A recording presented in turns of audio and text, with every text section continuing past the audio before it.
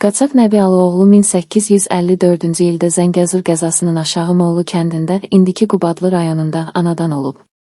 Alı kişi 7 nəfərdən ibarət ailəni çətinliklə dolandırır. Buna görə də o, Nəbini hələ kiçik yaşlarında Şuşadakı tacirlərin yanında nökərçiliyə verir. Atasının ölüm xəbərini alıb kəndlərinə qayıdan Nəbi ailələrinə başçılıq etməyə məcbur olur. Bir müddət sonra isə Nəbinin anası da vəfat edir. O, özündən yaşca balaca bacısı Zeynəbi və qardaşı Mehdini dolandırmaqdan ötürü qapılarda muzdurluq etməyə başlayır. Ata və anasının vəfatından sonra Nəbi Yuxarı Moğlu kəndindən olan Molla Xanalının qızı Həcərə aşiq olur və onunla evlənmək qərarına gəlir.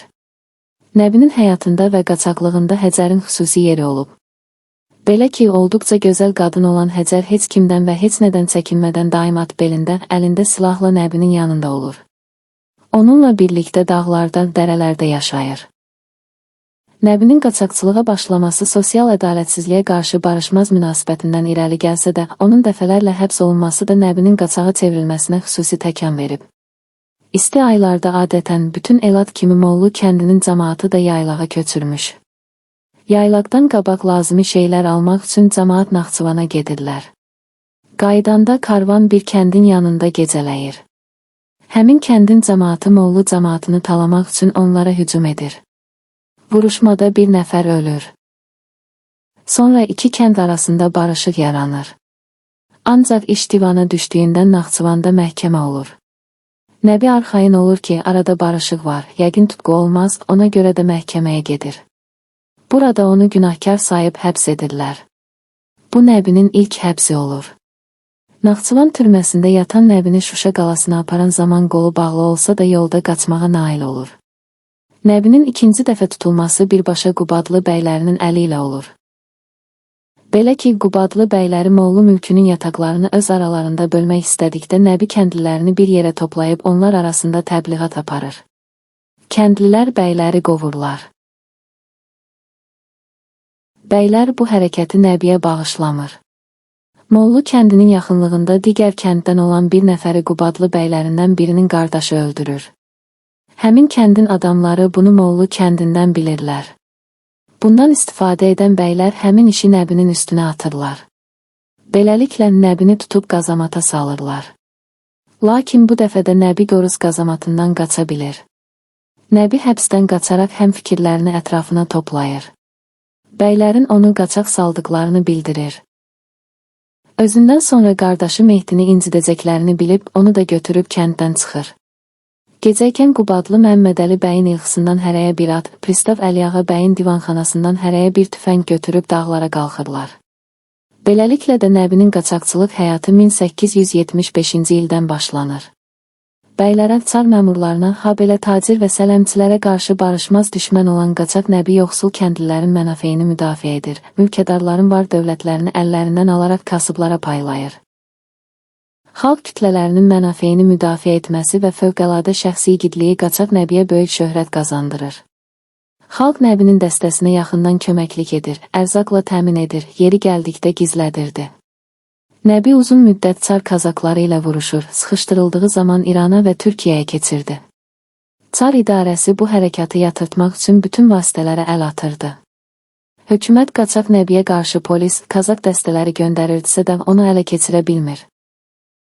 Türkiyə və İrana da agentlər göndərilməklə Nəbi ardıcıl olaraq izlənilir. Yerli hakimiyyət qurumları, o cümlədən Zəngəzur mahalının naçalniki Səlim bəy Rüstəmbəyov Nəbi ilə davada aciz olduğunu başa düşüb, onun dəstəsinə nifaq salmaq üçün casuslardan istifadə etmək qərarına gəlir. Səlim bəy öz niyyətini Naxçıvan naçalniki Slavatinskiyə açır. Sonuncu isə Naxçıvanın Ordubad cəmaatından olub İranın Urmiya şəhərində ticarətlə məşğul olan Məşədi Paşa Hacıoğlunu bu işə cəlb edir. Məşədi Paşa bəy Nəbinin dəstəsindən olan Şah Hüseyni və Kərbalayı İmanı ələ alır, onlara böyük mükafatlar vəd edir.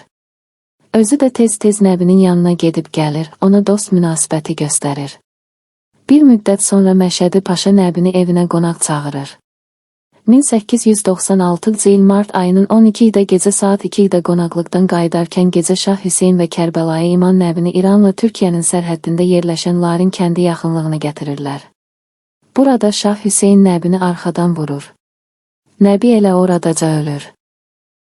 Lakin Nəbinin ölümü ilə bağlı el dilində dolaşan daha bir əhvalat da var, güya Nəbinin ölümü namus məsələsidir. Bu versiya tam təsdiqini tapmadığı üçün mənbələrdə rast gəlinmir. Əhvalat belədir. Nəbinin dostu hesab olunan Şah Hüseyni Nəbiyə qarşı qoymaq üçün onun arvadını ələ alırlar.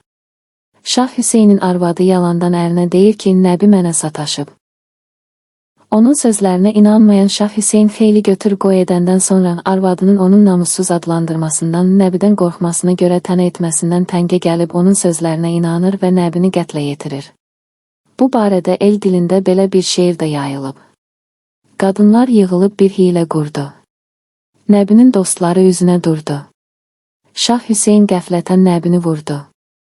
Darasın saçını tellər ağlasın. Yerisin üstündə ellər ağlasın. Nəbinin ölümündən sonra bir müddət Nəbisiz fəaliyyət göstərən qaçaq dəstəsi 1897-ci ildə tamamilə dağıdılır. Xalq öz sevimli oğlunun qəhrəmanlığını unutmamış, onun haqqında dastan yaratmış, mahnılar qoşmuşdur. Qaçaq Nəbi haqqında Süleyman Rüstəm Qaçaq Nəbiyə piyesini yazıb, onun haqqında Qanlı Zəmi bədii film çəkilib. Lakin ssenari çox zəif olduğundan film kinotənqidçilər tərəfindən zəif qarşılanıb. Qubadlı rayonunda Qaçaq Nəbinin abidəsi qoyulub. Bakı şəhərində Qaçaq Nəbinin adını daşıyan küçə var. Nəbinin ölümündən sonra Həcər qohumlarının köməyi ilə Mollu kəndinə gətirilib. Bir müddətdən sonra burada Nəbinin Həmzə adlı bir qohumuna ərə gedib. Həcər Həmzə ilə Molluda çox yaşayır. Həmzədən isə onun bir neçə övladı olub. Həcər 1914-cü ildə Qubadlı rayonunun Aşağı Mollu kəndində vəfat edib. Qəbri Aşağı Mollu kəndindədir.